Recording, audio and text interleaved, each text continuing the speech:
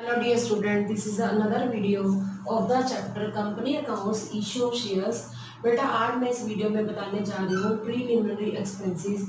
नाम से पता चला प्री मतलब पहले, किससे पहले कंपनी के जो रजिस्ट्रेशन के जो खर्चे होते हैं, कंपनी की जो फॉर्मेशन होती है उसके खर्चे जो हम करते हैं उसको हम प्रीलिमिनरी एक्सपेंसेस कहते हैं। जैसे कंपनी की इनकॉर्पोरेशन करानी पड़ती है, कंपनी को क्या करना पड़ता है, कमेंस करने से पहले रजिस्ट्रार ऑफिस से हमें क्या लेना पड़ता है, रजिस्ट्रेशन का सर्टिफिकेट लेना पड़ता है। तो प्रीलिमिनरी एक्सपेंसेस कौन से खर्चे हैं, जो कंपनी की फॉर्मेशन से रिलेटेड खर्चे हैं उनको प्रीलिमिनरी एक्सपेंसेस कहते हैं। जैसे कौन कौन से खर्चे आ सकते हैं, सबसे पहले number 1 expenses incurred on the preparation and printing of various documents. जैसे कंपनी को रजिस्ट्रार ऑफिस में रजिस्ट्रेशन कराने के लिए बहुत सारे डॉक्यूमेंट्स को क्या करना पड़ता है, तैयार कराना पड़ता है, उनको प्रिंट कराना पड़ता है। तो उससे रिलेटेड जो खर्चे होते हैं उनको हम क्या कहते हैं, प्रीलिमिनरी एक्सपेंसेस कहते हैं। दोबारा सुनो मैं क्या कह रही हूँ, कंपनी ने अपना नाम रजिस्ट्रार ऑफिस में क्या कराना होता है, दर्ज करवाना होता है, रजिस्टर करवाना होता है। तो कंपनी को क्या चाहिए, कुछ डॉक्यूमेंट्स चाहिए, उनको प्रिपेयर भी कराना है और प्रिंट भी करवाना है। उसके ऊपर जो खर्चा होता है उसको हम प्रीलिमिनरी एक्सपेंसेस कहते हैं। सेकंड पॉइंट आता है कि कंपनी को डॉक्यूमेंट्स के ऊपर क्या लगानी पड़ती है, स्टैम्प ड्यूटी लगवानी पड़ती है, रजिस्ट्रेशन की फीस भरनी पड़ती है। तो ये भी कौन से एक्सपेंसेस है, प्रीलिमिनरी एक्सपेंसेस है। नंबर 3 आता है ड्यूटी पेबल और ऑथोराइज्ड कैपिटल। बेटा आपको मैंने एक वीडियो में बताया था कि ऑथोराइज्ड कैपिटल वो कैपिटल है जो जिसको हम रजिस्टर्ड कैपिटल भी कहते हैं, नॉमिनल कैपिटल भी कहते हैं। ये वो कैपिटल होती है जो कंपनी के रजिस्ट्रार ऑफिस में दर्ज कर दी जाती है, रजिस्टर कर दी जाती है कि इससे ज़्यादा कंपनी अपनी लाइफ टाइम में अपने शेयर इशू नहीं कर सकती। मतलब ये वो कैपिटल है जो मैक्सिमम कंपनी जो अपनी लाइफ टाइम में क्या कर सकती है, इशू कर सकती है, उसको ऑथराइज कैपिटल कहते हैं। तो उसके ऊपर हमें ड्यूटी देनी पड़ती है, एक्सपेंसेस पे करने पड़ते हैं। तो वो भी हमारे कौन से एक्सपेंसेस है, प्रीलिमिनरी एक्सपेंसेस है। उसके बाद होता है number 4 cost of preliminary books. ये हमें कुछ बुक्स बनानी पड़ती हैं, कंपनी की फॉर्मेशन के लिए कुछ बुक्स बनानी पड़ती है जिनको हम प्रीलिमिनरी बुक्स कहते हैं। तो उसके ऊपर भी जो खर्चा आता है उसको हम क्या कहते हैं, प्रीलिमिनरी एक्सपेंसेस कहते हैं। नंबर 5 आता है इन केस ऑफ कंपनी, अगर कोई ऐसी कंपनी फॉर्म हो रही है जिनका मेन मोटिव है कि किसी का बिजनेस चलता हुआ बिजनेस खरीदना, तो जो अकाउंटेंट क्या करता है, फीस चार्ज करता है, या वैल्यूअर होता है जो जिसने वैल्यू लगाई है कंपनी की। परचेज जब कंपनी किसी दूसरे के चलते हुए बिजनेस को खरीद रही है तो कोई वैल्यूअर होता है, वैल्यूअर मतलब वो पर्सन होता है जो वैल्यू लगाता है किस टाइम, परचेज के टाइम, बिजनेस के परचेज के टाइम की एसेट्स और लायबिलिटीज की क्या वैल्यू है, तो उसको भी क्या देनी पड़ती है, फीस देनी पड़ती है। तो उसको हम क्या कहते हैं, जो फीस दी जाती है वो प्रीलिमिनरी एक्सपेंसेस के अंदर आता है। तो मतलब कहने का जो प्रीलिमिनरी एक्सपेंसेस है, मैंने आपको एक पॉइंट बताया था, याद करो, जब मैंने आपको मिनिमम सब्सक्रिप्शन कराया था तो उसके अंदर बोलता मिनिमम सब्सक्रिप्शन वो अमाउंट है जो मिनिमम रिक्वायर्ड है कुछ खर्चों को करने के लिए। उसके अंदर एक पॉइंट बोला था प्रीलिमिनरी एक्सपेंसेस। तो आज मैंने आपको ये एक्सप्लेन कर दिया कि ये वो खर्चे होते हैं जो कंपनी की फॉर्मेशन के टाइम लगते हैं। फॉर्मेशन के टाइम हमें क्या करना पड़ता है, डॉक्यूमेंट्स बनाने पड़ते हैं, उन डॉक्यूमेंट्स को बनाना भी है, उनको प्रिंट भी कराना, उससे रिलेटेड खर्चा आ गया, स्टैम्प ड्यूटी लगती है, और रजिस्ट्रार के को हमें क्या देनी पड़ती है, रजिस्ट्रेशन फीस देनी होती है। तो ये सारे खर्चे आ गए। या ऑथराइज कैपिटल के ऊपर हमें मनी देनी पड़ती है, ड्यूटी देनी पड़ती है, वो आ गया। प्रीलिमिनरी बुक्स बनानी, उसके ऊपर जो खर्चा हो गया। या इसके अलावा ऐसा भी होता है कि कोई कंपनी एस्टेब्लिश हुई है किसी दूसरी कंपनी का क्या करने के लिए, बिजनेस परचेज करने के लिए। तो जो अकाउंटेंट है या जो वैल्यूअर है जो एसेट्स और लायबिलिटीज की उस टाइम क्या करता है, वैल्यू करता है, तो हमें क्या देनी पड़ती है, फीस देनी पड़ती है। तो ये सारी क्या है, प्रीलिमिनरी एक्सपेंसेस है। बेटा प्रैक्टिकल शुरू करने से पहले जो मतलब इसकी एंट्रीज को शुरू करने से पहले मैं आपको समझाना चाहती हूँ। मैंने बेटा जब पब्लिक सब्सक्रिप्शन और शेयर समझाया था तो उसके अंदर बेटा मैंने 4 स्टेप्स बताए थे। सबसे पहले टू रिसीव एप्लीकेशन बताया था कि टू इशू प्रोस्पेक्टस था। इशू प्रोस्पेक्टस में क्या किया था, कंपनी ने पब्लिक को शेयर जो है इनवाइट, शेयर खरीदने के लिए क्या किया, इनवाइट किया, ऑफर किया प्रोस्पेक्टस के जरिए। उसके बाद हम वो क्या करते हैं, एप्लीकेशन मनी रिसीव करते हैं। ये बताया था कि जब एप्लीकेशन मनी रिसीव करते हैं तो मिनिमम जो है सब्सक्रिप्शन आना जरूरी होता है। अगर मिनिमम सब्सक्रिप्शन नहीं आता तो कंपनी को क्या करना पड़ता है, कंपनी को उनको पैसा वापस करना पड़ता है एप्लीकेंट्स को। और 30 दिन के अंदर अंदर कहता है कि company has to get minimum subscription. 30 दिन के जो एप्लीकेशन इशू किया है प्रोस्पेक्टस उसके 30 दिन के अंदर क्या आनी चाहिए, मिनिमम सब्सक्रिप्शन आनी जरूरी है। और कंपनी क्या करती है, जिनको एप्लीकेंट्स को क्या करती है, मना कर देती है कि हम आपको क्या नहीं दे रहे, शेयर अलॉट नहीं कर रहे, तो उसको मनी क्या करनी पड़ती है, 15 दिन के अंदर वापस करनी पड़ती है, क्योंकि कई बार कंपनी क्या कर देती है, रिजेक्ट कर देती है, ये हम आपको शेयर नहीं दे सकते, तो उनको 15 दिन के अंदर पैसे देने जरूरी होते हैं। अगर वो 15 दिन के अंदर पैसे वापस नहीं करती कंपनी, तो कंपनी को क्या देना पड़ता है, इंटरेस्ट देना पड़ता है 15% पर एनम के हिसाब से, इनको उन एप्लीकेंट्स को जिनको कंपनी ने पैसा वापस करना है। क्यों करना है, क्योंकि कंपनी उनको कोई भी शेयर देने को तैयार नहीं है। तो बेटा मैं आपको ये बता रही हूँ, सबसे पहला स्टेप था to issue prospectus, company prospectus issue करती है, फिर to receive application money receive करती है, उसके बाद टू मेक अलॉटमेंट, शेयर्स की अलॉटमेंट करती है, वो मैंने आपको सारा बताया था कि सब्सक्रिप्शन किस तरह से की जाती है। इसके अलावा मैंने कॉल्स के बारे में बताया था, 4th स्टेप आता है। तो आज हम बेटा इसको प्रैक्टिकली समझेंगे, पर प्रैक्टिकल क्वेश्चन कराने से पहले मैं आपको एंट्रीज याद करवा रही हूँ। तो अब लिखिए entries for issue of shares, की जो पब्लिक कंपनी है, पब्लिक को क्या करती है, इनवाइट करती है शेयर्स को परचेज करने के लिए। तो क्या होता है, कुछ एंट्रीज की जाती हैं। मैंने जैसे आपको बताया था कि कंपनी जब प्रोस्पेक्टस इशू करती है तो क्या होता है, उसके अंदर ऑफर किया जाता है पब्लिक को कि आप कंपनी के क्या ले लो, शेयर्स ले लो। तो सबसे पहले क्या करते हैं, जो एप्लीकेंट्स होते हैं वो एप्लीकेशन मनी पे कर देते हैं कंपनी के शेड्यूल्ड बैंक में। तो यानी कि एप्लीकेशन मनी क्या आ जाती है, रिसीव हो जाती है। तो आप लिखो हेडिंग एंट्रीज ऑन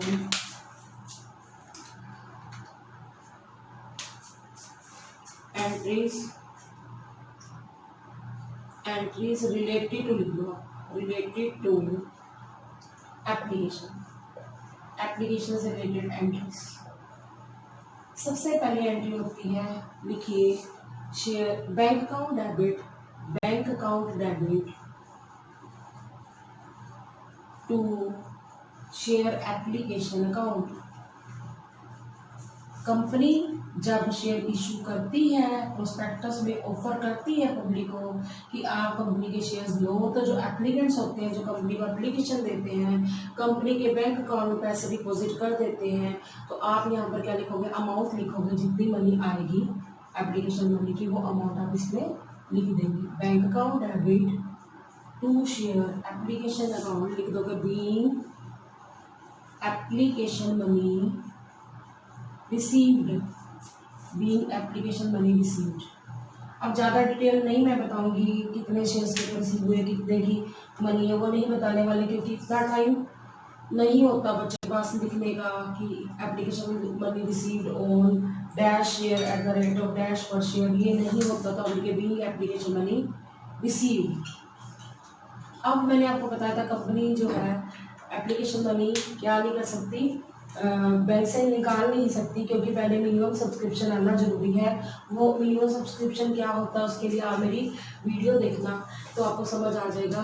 फिर उसके बाद क्या होता है, जब कंपनी डिसाइड कर लेती है कि इनको क्या कर देना है, अपना शेयर होल्डर बना लेना, तो सेकेंड एंट्री क्या होती है, लिखिए ये फर्स्ट एंट्री है, ये सेकेंड एंट्री है। Share application account debit to share capital account, कि जो हमारी एप्लीकेशन मनी है बेटा वो ट्रांसफ़र कर दी जाती है किसके अंदर, शेयर कैपिटल के अंदर। इसका मतलब क्या है कि जब कंपनी ये सोच लेती है, क्या सोच लेती है कि इन एप्लीकेंट्स को हमने अपना क्या बनाना है, शेयर होल्डर बनाना है, तो कंपनी क्या कर देती है, एप्लीकेशन मनी किस में ट्रांसफ़र कर देती है, शेयर कैपिटल अकाउंट में। पर ये ज़रूरी नहीं है कि सिर्फ सारा पैसे एप्लीकेशन का ट्रांसफ़र कर दिया जाए शेयर कैपिटल में। कभी कभी तो सारा ट्रांसफ़र कर दिया जाता है जब सारे के सारे शेयर क्या कर दिए गए हैं, कंपनी अलॉट कर देती है अपने शेयर होल्डर को। और कई सिचुएशन ऐसी भी आती है, मैं आपको बता रही हूँ कि कई बार ऐसा होता है कि कईयों को हम कोई भी शेयर नहीं देते, तो उस सिचुएशन में क्या एंट्री होती है, लिखिए शेयर एप्लीकेशन अकाउंट, यहाँ पर लिख लो पहले व्हेन शेयर, ये एंट्री कभी कभी आती है, when share application money return. कभी कभी कंपनी उनको वापस कर देती है एप्लीकेंट्स को कि आप हम अपना शेयर होल्डर नहीं बना पा रहे, ठीक है। तो हम एंट्री क्या करते हैं, ये ओवर सब्सक्रिप्शन आएगा ना, फिर आपको क्लियर हो जाएगा कि मैं क्या बताने की कोशिश कर रही हूँ। Share application account debit to bank account, ये मैं एंट्री दोबारा बताने की कोशिश करती हूँ कि ये एंट्री कभी कभी आती है, हर बार नहीं आती।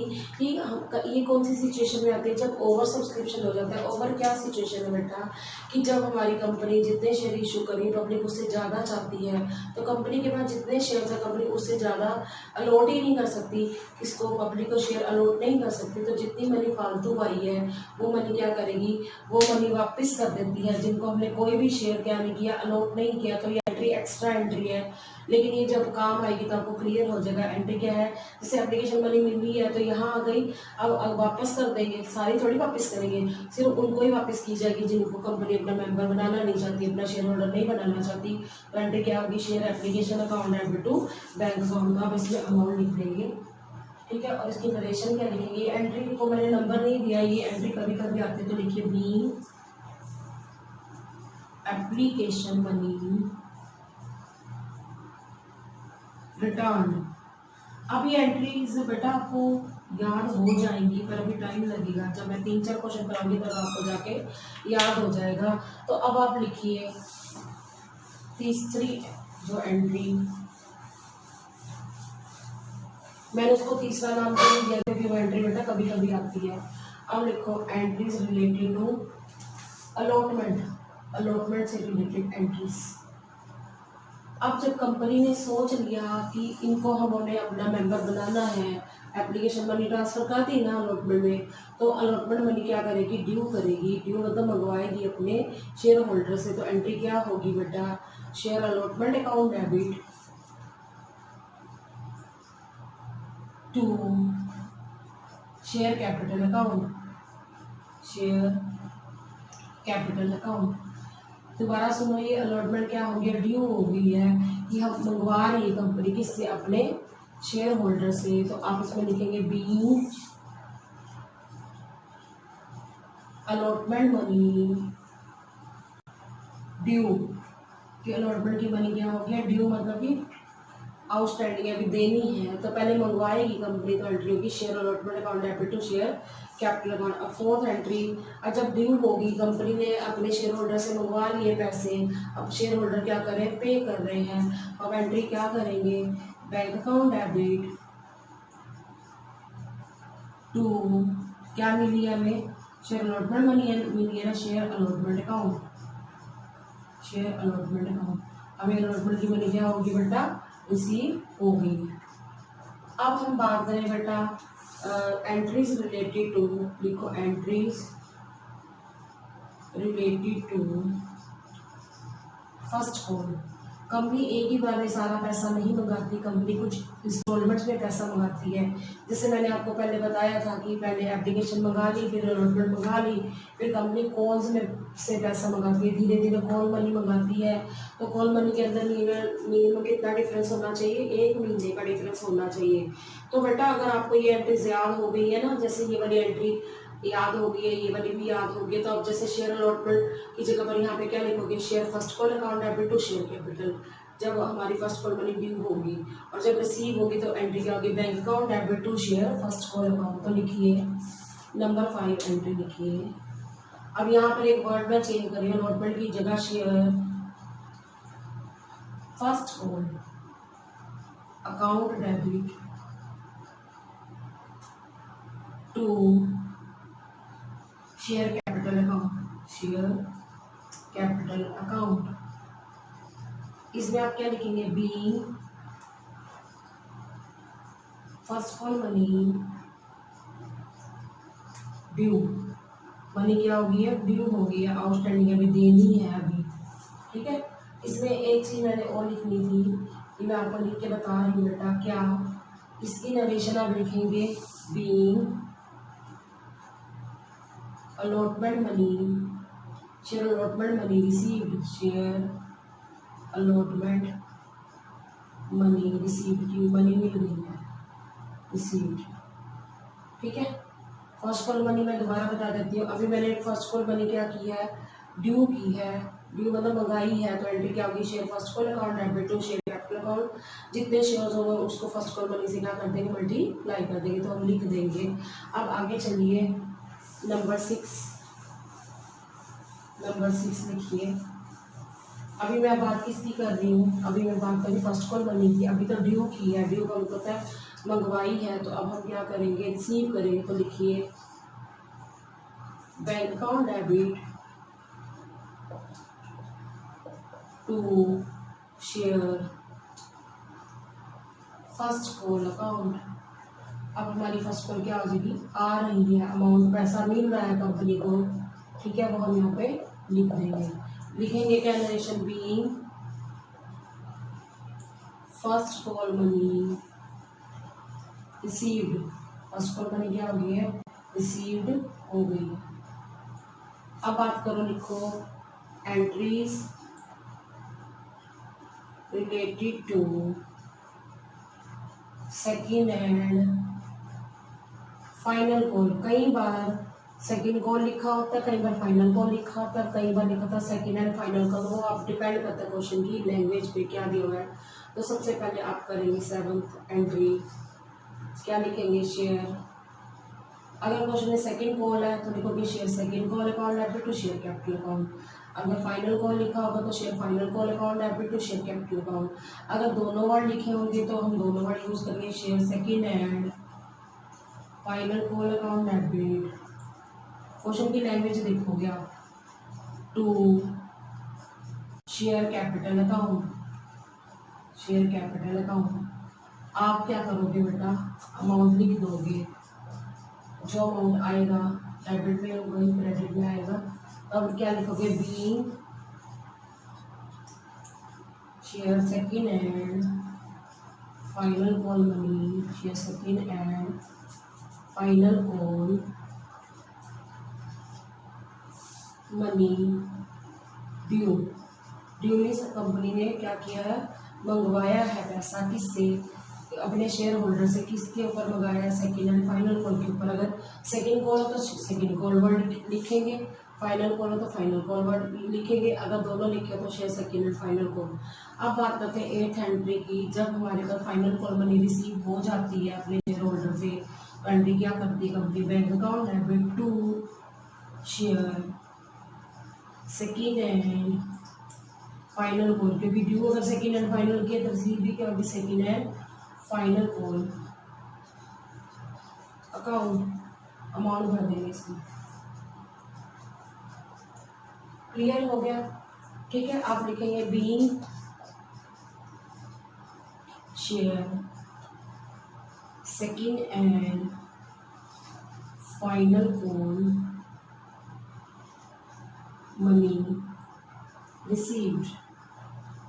अब इसको टाइम लगाओगे, मुझे पता है आपको याद इतनी जल्दी नहीं होगा, तो आपको मैं फिर दोबारा से एंट्रीज को याद करवा देती हूँ। बेटा हर एक की 2-2 एंट्रीज है, एप्लीकेशन मनी की भी 2 एंट्रीज है, अलॉटमेंट मनी की भी 2 एंट्रीज है, फर्स्ट कॉल मनी की भी 2 एंट्रीज है, सेकेंड एंड फाइनल कॉल की भी 2 एंट्रीज हैं।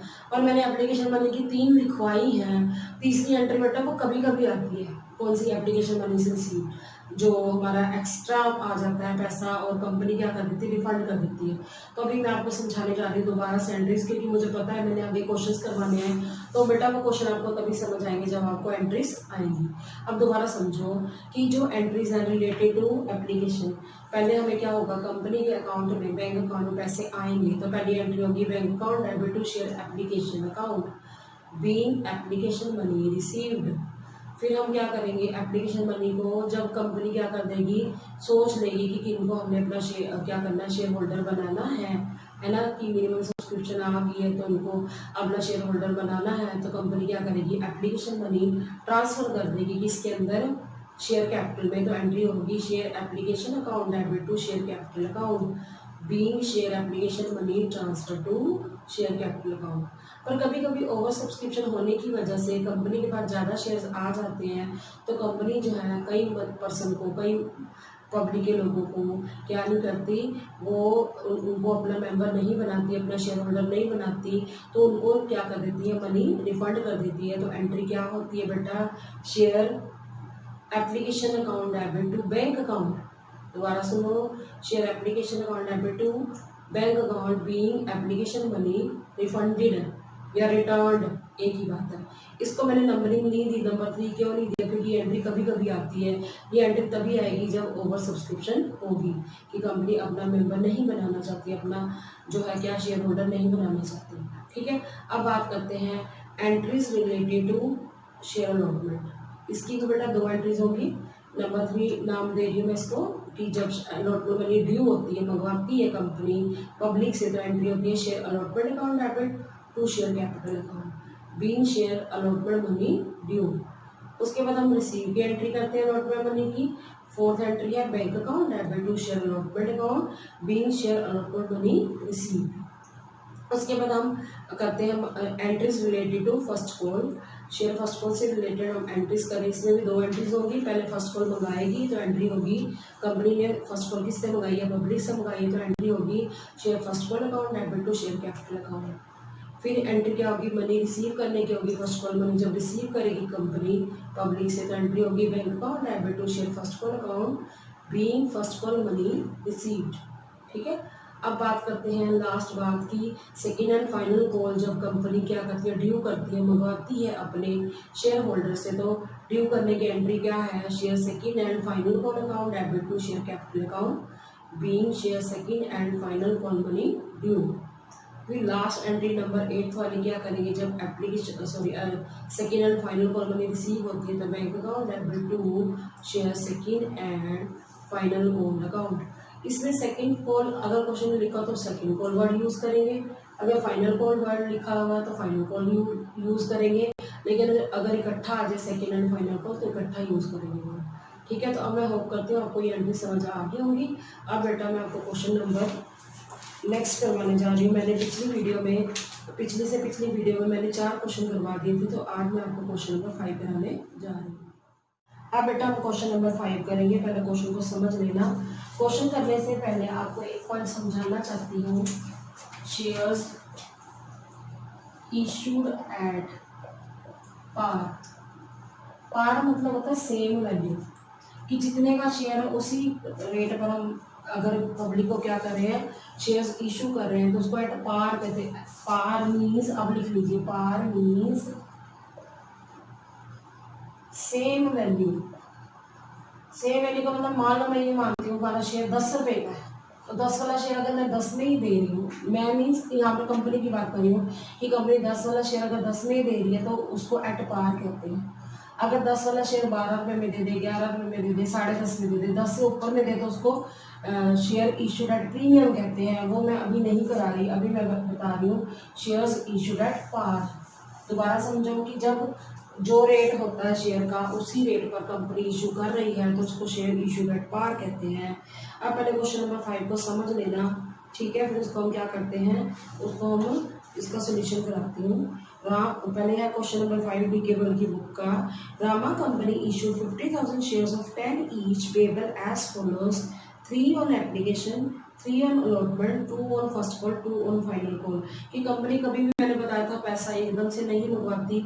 मैं ये नहीं कहती, कई बार क्या होता है कि लमसम में भी हो जाता है, शेयर जो है लमसम में भी आ जाता है। लमसम का मतलब क्या होता है, एक ही बार में सारा पैसा आ गया। तो हमारी 2 ही एंट्रीज होती है, एक एप्लीकेशन मनी रिसीव करने की और एक एप्लीकेशन मनी ट्रांसफ़र करने की। पर एप्लीकेशन उस सिचुएशन में इकट्ठा अकेला नहीं आता, क्योंकि जब तक हम कंपनी क्या नहीं करती, पब्लिक को शेयर अलॉट नहीं कर देती, तो हम उसको अपना क्या नहीं बना सकते, मेंबर नहीं बना सकते। तो उस सिचुएशन में जब हम लमसम की बात करें, लमसम मतलब एक ही बार में पैसा आ गया, 10 रुपये 10 का जो है शेयर है और 10 ही एक ही बार में मंगा लिए, तो एंट्री होगी bank account debit to share application and allotment account, ये मनी रिसीव करने की एंट्री होगी। और दूसरी एंट्री होगी share application and allotment account debit to share capital account. उस सिचुएशन में हम क्या करेंगे, जो शेयर एप्लीकेशन मनी वो ट्रांसफर हो जाएगी किसमें, शेयर कैपिटल अकाउंट में। तो मैंने ये क्या पॉइंट बताया कि कभी कभी क्या होता है, एक ही बार में कंपनी सारा पैसा मंगा लेती है, तो उसको हम लमसम कहते हैं। लमसम मतलब एक ही बार में पैसा आ गया, तो उस सिचुएशन में एप्लीकेशन एक सिंगल वर्ड यूज़ नहीं किया जाता, उसके साथ अलॉटमेंट वर्ड भी यूज़ किया जाता है, ये याद रखना। इसका रीज़न क्या है बेटा, एक क्वेश्चन बनाऊंगी इससे रिलेटेड भी आगे। इसका रीज़न ये है कि एप्लीकेशन मनी जो है आई है, लेकिन जब तक कंपनी उनको शेयर अलॉट नहीं करेगी तो वो कंपनी का क्या नहीं बनेगा, मेंबर नहीं बनेगा। तो ऐसा क्वेश्चन मैं करवाऊंगी आगे, ठीक है। अभी तो मैं बात कर रही हूँ बेटा इशू शेयर एट पार की। ये हमारा जो बार बार क्वेश्चन नंबर बेटा जो मैं आपको बता रही हूँ ना वो 7 है, ऐसा क्वेश्चन जिसके अंदर पूरे के पूरे पैसे एक ही बार में एप्लीकेशन पर आ गए, वो मैं बाद में कराऊंगी अगली वीडियो के अंदर। अभी बेटा आप समझ लो क्वेश्चन को। 50,000 के शेयर्स हैं, कंपनी के जो शेयर है वो 10 रुपये के हैं, 3 रुपये एप्लीकेशन मनी है और 3 ही अलॉटमेंट है और 2 रुपये उनके फर्स्ट कॉल के हैं और 2 रुपये उनके गए फाइनल कॉल के। 10 रुपये वाला शेयर किसने इशू किया गया, कंपनी के द्वारा 10 रुपये में, तो इसको हम क्या कहते हैं, शेयर्स इशूड एट पार। आगे क्या लिखा है, all the shares were subscribed, कि पब्लिक जो है सारे शेयर लेने को तैयार है, यानी कि 50,000 शेयर इशू किए कंपनी ने, 50,000 ही शेयर क्या करने को तैयार है, लेने को तैयार है। एंड अलॉटेड मतलब, और कंपनी ने उनको अलॉट भी कर दिए पब्लिक को सारे के सारे शेयर्स, ठीक है। Give journal entries and show the share capital in the company's balance sheet assuming that all the sums have been duly received, कि ये मान कंपनी की बैलेंस शीट में शेयर कैपिटल शो करनी है और ये मान के चलना सारे पैसे आ गए हैं। पर एक पॉइंट हो रहा है, एक्सपेंसेस ऑन इशू शेयर्स 10,000 हुए, कि जब हम इशू करते हैं शेयर्स तो हमें क्या करने पड़ते हैं, कुछ खर्चे करने पड़ते हैं, इसको हम शेयर इशू एक्सपेंसेस कहते हैं, या ये वर्ड भी यूज़ कर सकते हैं एक्सपेंसेस ऑन इशू शेयर्स, है ना। इस एंट्री में बता देती हूँ, आप एंट्री लिख सकते हैं expenses on issue share account debit to bank account, समझ आई। या हम इसको लिख सकते हैं share issue expenses account debit to bank account, ये सबसे लास्ट में करेंगे। आपको पता है 8 एंट्रीज तो होनी है, 2 एप्लीकेशन की, 2 अलॉटमेंट की, 2 फर्स्ट कॉल की और 2 ही हमारी किसकी होंगी, फाइनल कॉल की। और उसके अलावा एक एंट्री एक्स्ट्रा होगी कि हमने शेयर इशू के एक्सपेंसेस किए हैं, इसको कहते हैं expenses on issue shares account debit to bank account. To bank क्यों किया, क्योंकि मनी पे कर रहे हैं तो हमारा बैंक बैलेंस कंपनी का क्या आ जाएगा, कम आ जाएगा, तो ये एंट्री एक्स्ट्रा आएगी। मीन्स 9 एंट्रीज करनी है, उसके बाद हम बैलेंस शीट बनाएंगे। तो आप सबसे पहले बनाइए कंपनी का जर्नल, लिखो जर्नल ऑफ रामा कंपनी। जब आप लिखोगे ना बेटा, आपको लिखते लिखते एंट्रीज हो जाएंगे। लिखो क्वेश्चन नंबर ये 5 है, 4 मैंने 4 तक करवा दिए थे। लिखिए जर्नल ऑफ रामा कंपनी, बनाइए जर्नल का फॉर्मेट, डेट, पर्टिकुलर्स, ठीक है। उसके बाद LF, अमाउंट डेबिट, फिर amount credit.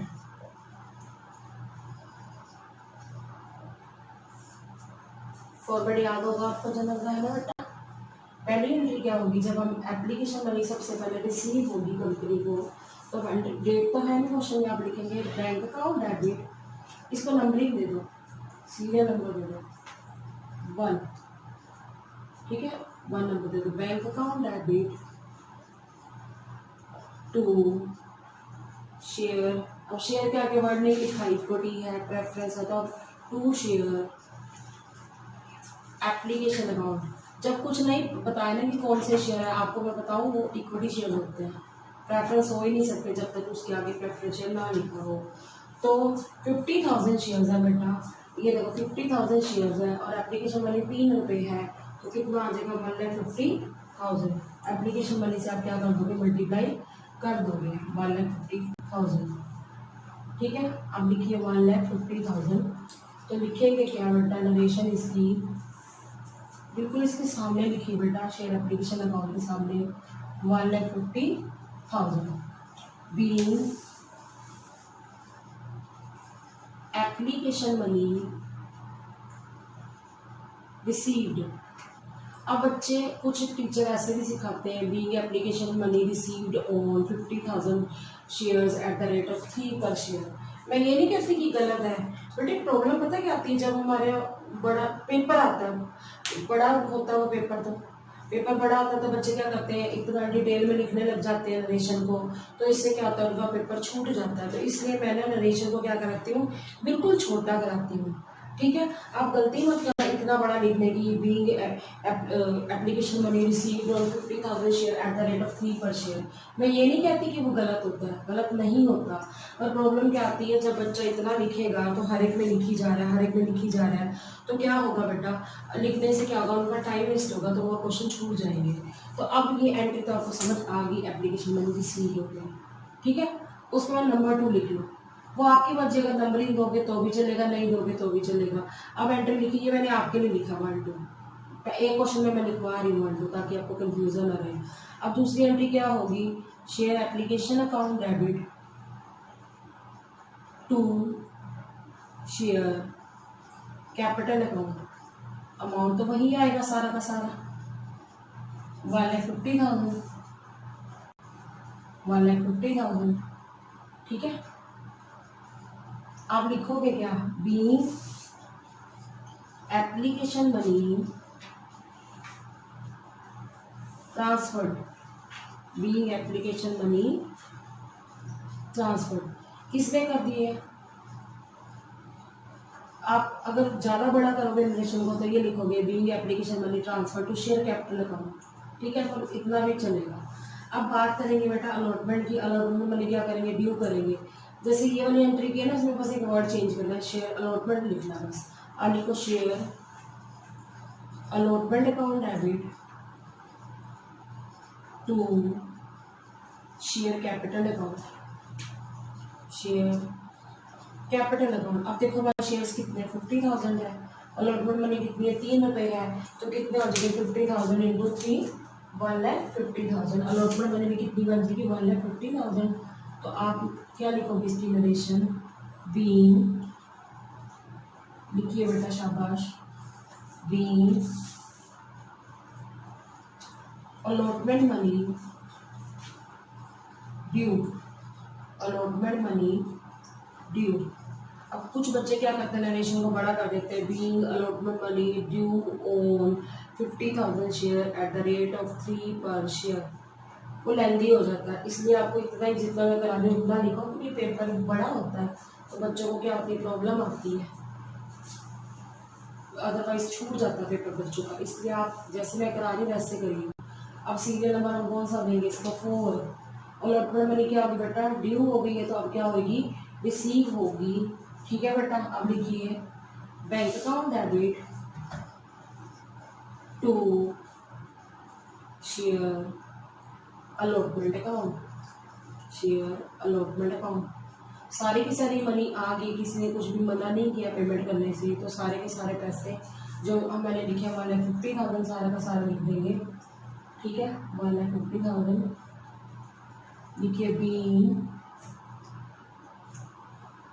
Allotment money received, being allotment money, अब देखना आपको याद भी होगी, रिसीव्ड, आगे लिखने की जरूरत नहीं है कि being allotment money received on 50,000 share at the rate of 3 पर शेयर। अब बात करते हैं बेटा हम किसकी, अब हम बात करते हैं शेयर फर्स्ट कॉल की। शेयर फर्स्ट कॉल ड्यू करो पहले, ड्यू मतलब मंगवानी है कंपनी ने, किससे, पब्लिक से। नंबर 5 एंट्री करो, share first call account debit to share capital account, share capital account. Shares कितने हैं 50,000, और क्या वो वाली मनी कितनी है, फर्स्ट कॉल वाली 2 रुपये है, 50,000 इंटू 2, 1 लाख, 1 लाख, ठीक है। लिख लीजिए, being first call money due, first call money due, और बड़ा करना तो being first call money due on 50,000 share at the rate of ₹2 पर शेयर, ठीक है। वैसे बड़ा करने की जरूरत नहीं है। अब आप क्या करेंगे बेटा, रिसीव करेंगे फर्स्ट कॉल मनी, तो एंट्री क्या करेंगे, bank account debit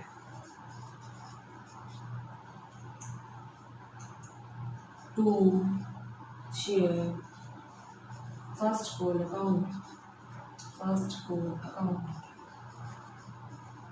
same amount आएगा क्योंकि सारे के सारे पैसे आ गए। लिखोगे being first call money first call money received, first call money क्या हो गई है, रिसीव हो गई है। उसके बाद आप देखो बेटा मैं क्वेश्चन में क्या दे रहा है, फाइनल कॉल कहा गया, सेकंड कॉल नहीं कहा गया, फाइनल कहा तो आप फर्स्ट फाइनल कॉल मनी क्या कर दोगे, ड्यू कर दोगे। तो लिखिए जरा number 7th entry, share final call account debit to share capital account, share capital account. अब ध्यान से देखो नंबर ऑफ शेयर्स कितने 50,000 है और मनी कितनी है 2 रुपीज़ है। तो आप मल्टीप्लाई करके देखो जरा किसको 50,000 को 2 से, तो कितना आ जाएगा 1 लाख। जिस तरह हमारी फर्स्ट कॉल 2 रुपये थी ऐसे फाइनल कॉल भी बाई चांस 2 रुपये है, तो आप क्या लिखोगे, being final call money due. Final call money क्या हो गया, ड्यू हो गया, मतलब हमने अभी उनसे कंपनी ने पैसा मंगवाया है, किससे, शेयर होल्डर से। तो अब क्या होगा, फर्स्ट कॉल मनी क्या होगी बेटा, फाइनल कॉल मनी क्या हो जाएगी बच्चे, रिसीव हो जाएगी। तो रिसीव करने की एंट्री अब आपको आ चुकी होगी, तो लिखिए entry number 8, bank account debit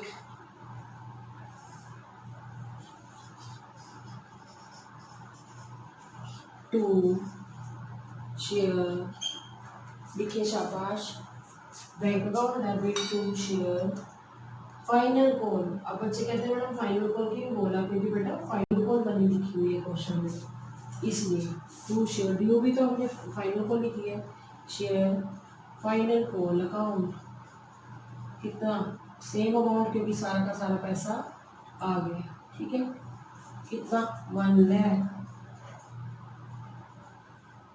अब लिख लीजिए बेटा being final call money received, final call money received.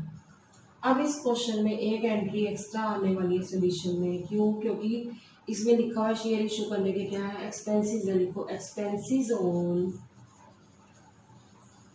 Issue of shares, issue of shares account debit to bank account. अगर आप इसको लिखो share issue expenses account debit to bank account तो भी चलेगा, expenses on issue of shares account लिखो तब भी चलेगा, या लिखा हुआ share issue expenses to bank account तब भी चलेगा। हमारा खर्चा कितना हो गया बेटा 10,000, बीइंग, लिखिए बेटा बीइंग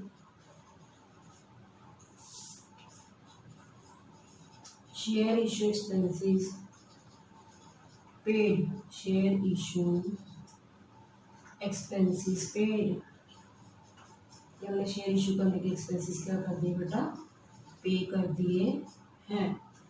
अब आपको क्वेश्चन में आंसर दे रखा कैश एट बैंक का, तो आप कैसे कर सकते हैं, मैंने 4 एंट्रीज बैंक की कराई हैं, सारी एंट्रीज में हम क्या कर दो, प्लस कर दो। जैसे 1,50,000 की एप्लीकेशन थी, 1,50,000 की अलॉटमेंट थी, 3 लाख हो गए, और 1 लाख की हमारी अलॉटमेंट थी, तो कितने हो गए 4 लाख, और 1 लाख की हमारी क्या थी फाइनल कॉल थी, कितनी होगी 5 लाख। 5 लाख में से हमारा 10 लाख क्या हो गया, खर्च हो गया था, बैंक बैलेंस 10,000 कम हो गया, तो आंसर आ गया 4,90,000। समझ आया। अब हमने क्या करना है कि शेयर कैपिटल को बैलेंस शीट के अंदर किस तरह से प्रेजेंट करना है वो दिखाना है। अब बेटा हम बनाएंगे extract of balance sheet of ड्रामा कंपनी। मैंने एक्सट्रैक्ट वर्ड क्यों यूज किया, एक्सट्रैक्ट मतलब था पार्ट, बैलेंस शीट का एक पार्ट बनाना है। मुझे कैसे पता चला पार्ट, क्योंकि इस क्वेश्चन में बेटा पूछा ही यही है, क्या पूछा गया बेटा, शेयर कैपिटल को किस तरह से शो करना है कंपनी की बैलेंस शीट में।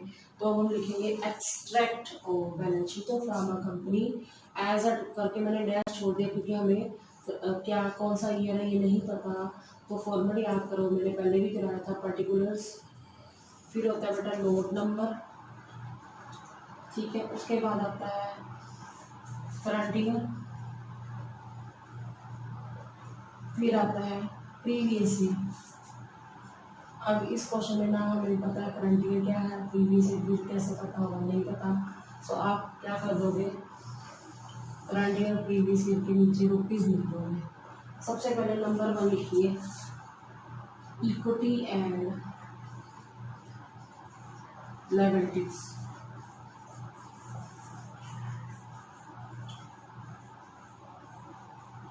इसके अंदर लिखोगे शेयर होल्डर्स फंड।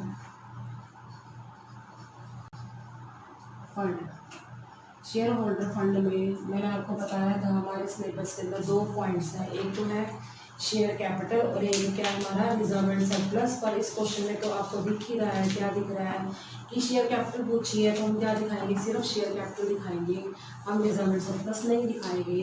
तो इसमें स्मॉल लिखो शेयर कैपिटल, ठीक है। इसके आगे नोट नंबर के आगे लिख दो 1।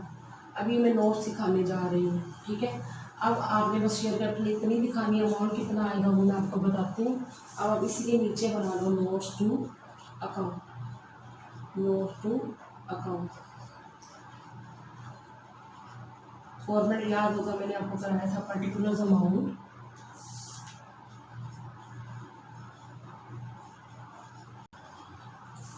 ठीक है। इसमें हम क्या करेंगे बेटा, सबसे पहले लिखेंगे ऑथराइज्ड कैपिटल। अब बच्चे मुझसे क्वेश्चन पूछते हैं ना, आप क्यों कह रहे हो ऑथराइज्ड कैपिटल, इसमें तो है नहीं। और चाहे ना हो, हमने वो लिखना ही लिखना है। पहले लिखो नंबर 1, ये नोट नंबर 1 है, number 1 share capital, share capital. इसके अंदर हम क्या लिखेंगे, ऑथराइज्ड कैपिटल, ऑथराइज्ड कैपिटल। इसके नीचे लिखेंगे आप dash shares of rupees dash पर शेयर। कितने शेयर है नहीं पता, कितने का शेयर है बस तो पता है हमें क्वेश्चन में कि कितने का शेयर 10 रुपये का, तो हमने अभी नहीं लिखना है। तो आप यहाँ पर लिख दीजिए, आप यहाँ पर क्या लिखोगे डैश। डैश का मतलब कि हमें पता ही नहीं अमाउंट कितना आएगा, क्यों, क्योंकि अभी पता ही नहीं ऑथराइज्ड कैपिटल, तो कैसे लिखेंगे। फिर इसके बाद लिखेंगे आप इशूड शेयर्स, इशूड कैपिटल। इसमें आप क्या लिखेंगे, इशू तो पता है आपको 50,000 शेयर्स ऑफ रुपीज 10 पर शेयर। 50,000 शेयर है 10 रुपये वाले, तो कितने हो गए 5,000। पर इसके नीचे 2 लाइन लगा दो, क्योंकि इशू कैपिटल हम बैलेंस शीट में नहीं शो करते हैं। अब आप लिखेंगे उसके बाद subscribed capital, subscribed and subscribed capital लिख दो पहले, फिर उसके नीचे लिख दो सब्सक्राइब कैपिटल। वैसे तो दो तरह की होती है, एक subscribe and fully paid up, एक होती है subscribe but not fully paid up. तो आपको पता चल रहा है इस क्वेश्चन में क्या हमारी कंपनी ने सारा पैसा दे दिया है, तो ये कौन सी कैपिटल होगी, subscribe and fully paid up capital. लिखो subscribed and fully paid up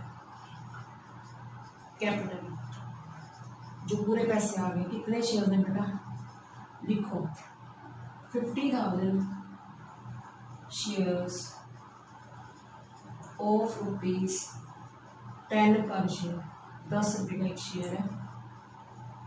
multiply करके लिख दो आप 5 लाख, 5 लाख। इसके नीचे बेटा एक लाइन लगा दो, ये जो 5 लाख है सब्सक्राइब्ड कैपिटल, यहाँ पर हम लिख देंगे 5 लाख। क्लियर हो गया, बस ये इतना ही शो करना था शेयर कैपिटल के बारे में, और कुछ नहीं पूछा था कंपनी की बैलेंस शीट में, सिर्फ शेयर कैपिटल के बारे में। तो बेटा आज आपने इस वीडियो के अंदर क्या सीखा, प्रीलिमिनरी एक्सपेंसेस पहले तो क्या होते हैं वो बताया मैंने, फिर उसके बाद जो है मैंने आपको एंट्रीज कराई related to issue share at par, ठीक है। पहले मैंने एंट्रीज कराई, फिर क्वेश्चन नंबर 5 कराया। So student, I hope you understood the topic well. Stay tuned with me in the next video. Thanks for watching.